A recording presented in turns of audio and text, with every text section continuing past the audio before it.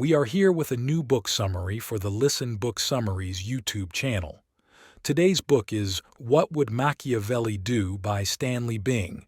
This book predicts the advice Machiavelli would give you in the face of today's events and prepares a practical mentality guide for you.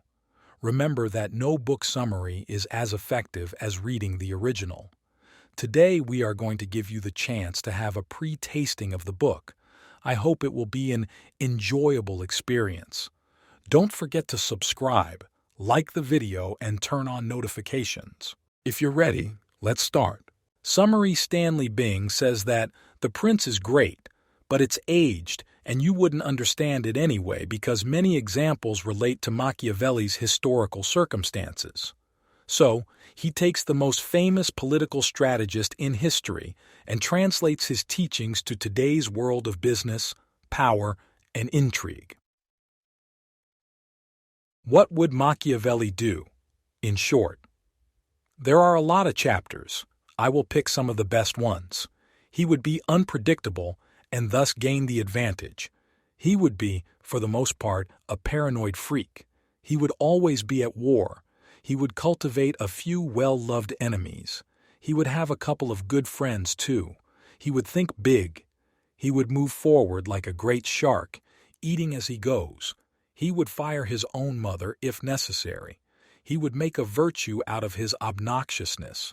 He would be satisfied with nobody but himself. He would embrace his own madness. He would do what he feels like doing. You idiot. He would say what he felt like saying. He would delegate all the crummy tasks except the ones he enjoys. He wouldn't exactly seek the company of ass-kissers and bimbos, but he wouldn't reject them out of hand either. He would respond poorly to criticism. He would carry a grudge until the extinction of the cockroach. He would lie when it was necessary. He would be proud of his cruelty and see it as strength. He would kick ass and take names. He would torture people until they were only too happy to destroy themselves. He would feast on other people's discord. He would be loyal to the people who could put up with all this. He would screw with people's weekends, wedding plans, open-heart surgery. He would realize that loving yourself means never having to say you're sorry. He would scream at people a lot. He would establish and maintain a psychotic level of control. He would follow the money, honey. He wouldn't be afraid to sling that bullshit. He would never retire. What people who refuse Machiavellianism. Do sure, there are plenty of people who will reject the Machiavellian way of life, but here is what they do, according to the author. They try to be decent. They view other people as free individuals who have a right to live their own lives. They are embarrassed by power and greed and manipulation. In short, they find their own little cuppy hole and crawl into it.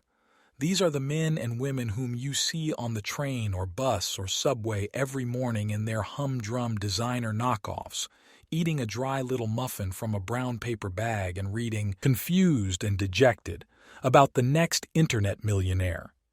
LOL, this might be satire, but it's also scathingly sad and true at the same time. It reminded me of the beginning of Goodfellas. The other people instead, those who travel business class, own jet, or don't move at all when they want, the real movers and shakers, are different, because they ask themselves, what would Machiavelli do? On paranoia, why not assuming everyone is against you? It's more rational than believing they're on your side, on being at war.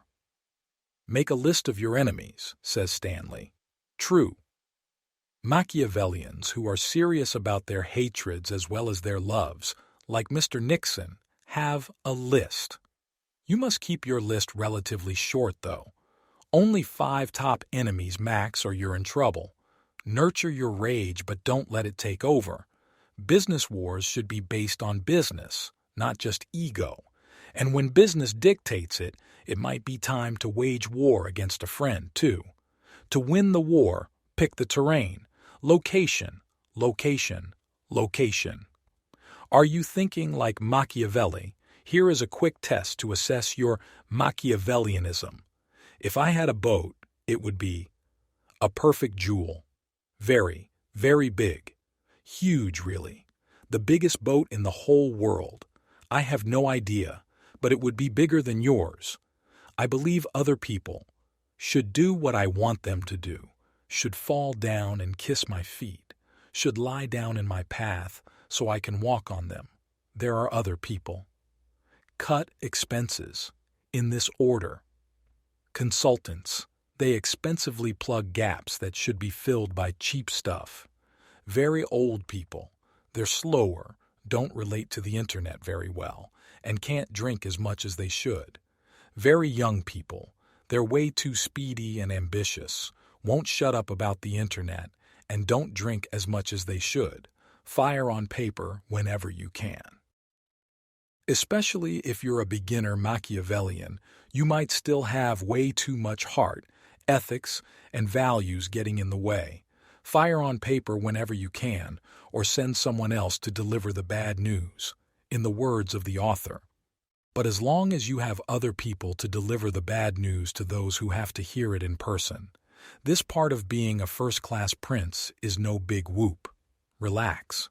You'll live longer. Gender inequalities. The author says that many women are still lagging behind men in business because they've had more trouble embracing the Machiavellian spirit. He says, "Too many are like Sherry Lansing of Paramount, who has the reputation of being the nicest no in Hollywood. Who needs that kind of reputation? How many men would be proud of it? The Dalai Lama, maybe, but maybe not. I hear he can get really cranky when they screw up his reservation at Spago." On smart women using sex. She was lousy at her job, but her job wasn't her job. Her job was Larry, the traits of a true Machiavelli narcissism. Until you learn to view other people solely as a function of your needs, you will be a short hitter. Business narcissism. So what if they have a vacation? You need them here. Unless you're determined to be a second-rate wimp, you're going to need to insist your needs are met before theirs are. They won't like it. But who says they have to like it? Greed. A limited desire is a cap on your personal power. You don't have to want everything, but you have to want all lies. You can separate the amateurs from the big boys when they get caught. Serious players who are busted for what other people might consider a lie feel no shame. They were just doing what Machiavelli would do. Self-justification, chainsaw. Dunlap still feels great about himself, even though he's probably the only one who does. Until you can muster this level of self-justification, you will remain the subservient stooge you are. Pit people against each other. There are two techniques to pit people against each other. Drop projects and support by making it clear that someone else's priority has killed their chances. Praise people publicly in a way that hurts others. Find your selfish inner infant. Do you know all those self-help books telling you to find the curiosity and spirit of your infancy?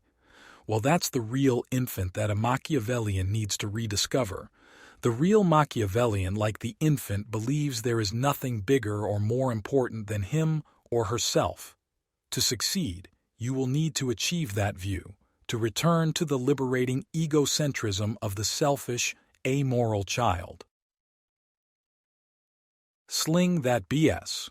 Trump almost got away with earning huge brownie points at the NY Town Hall and naming a new convention center after his father for free. He did it by sending a letter and saying he would forego his millions in credit if the town hall was just so nice to name that convention center after Trump. Luckily, somebody went through the papers and realized that Trump wasn't owed anywhere near what he claimed. What about moderation? Finally, in the last chapter, the author takes a different twist which partially underlines that much of the work was satire. For example, most people thought Rudolph Giuliani was doing a great job, but all New Yorkers didn't want him anymore. But it's not a full recant of the Machiavellian method. In the words of the author, Good may often be its own and only reward in this competitive, malevolent, and unfair world.